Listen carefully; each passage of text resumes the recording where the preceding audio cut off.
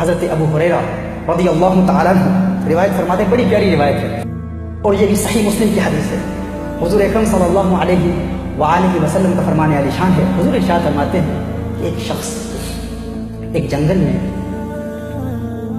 بادل سے ایک آواز سنتا ہے، جنگل میں ہے اور اوپر بادل سے ایک آواز آتی ہے کہ ہے بادل تو فلاں جگہ جا اور فلاں کے باغ کو سیراب کر دے، یعنی وہاں اس باغ پر پانی برسا۔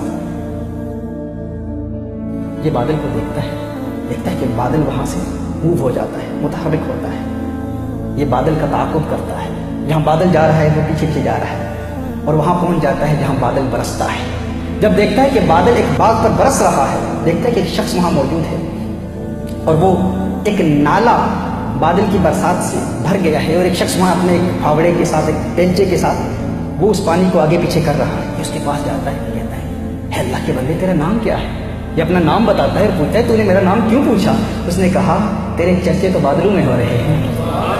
اس نے کہا تیرا ذکر تو اس نے کہا کیسے؟ اس نے کہا کہ میں وہاں کھڑا تھا اور بادلوں میں تیرا ذکر کیا گیا ہے کہ فلاں کے باغ میں جا کر وہاں پر جا کے برسو، اس باغ کو سیراب کرو۔ اس نے کہا تیرا کیا عمل ہے؟ اس نے کہا تو جانتا ہے میری حقیقت کو، تو تجھے بتا دیتا ہوں کہ میں اپنے باغ پر نظر رکھتا ہوں، اپنے باغ کی پیداوار پر نظر رکھتا ہوں اور پھر اس کو 3 حصوں میں تقسیم کرتا ہوں۔ 1/3 اس باغ کی اپنے گھر کے اخراجات پر خرچ کرتا ہوں اور دوسرا 1/3 اس کا میں باغ پر ہی لگا دیتا ہوں اور تیسرا 1/3 اس نے کہا یہ 1/3 1/3 میں اللہ کی راہ میں صدقہ کر دیا کرتا ہوں، اللہ کی راہ میں دے دیتا ہوں۔ یعنی وہ یوں تقسیم کرتا ہے۔ اور کیجئے جو اللہ کی مخلوق کی خدمت کرے اس کے چرچے پھر بادلوں میں ہوتے ہیں، آسمانوں میں ہوتے ہیں، اور اللہ عز و جل اسے کیسی مدد کرتا ہے۔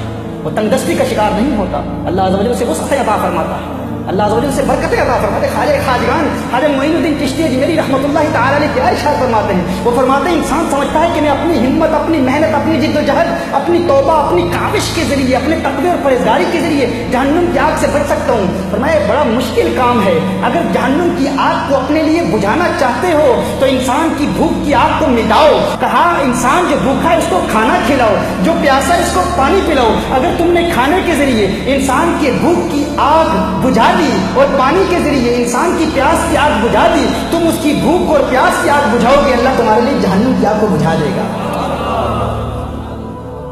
اللہ تمہارے لیے جہنم کی آگ کو بجھا دے گا۔ اللہ تعالیٰ تمہیں جنت دے گا۔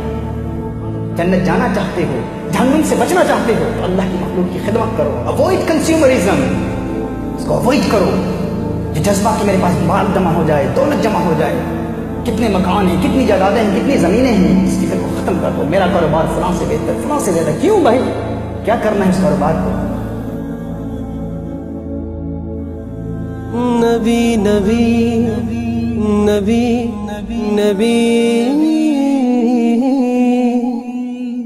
نبی نبی نبی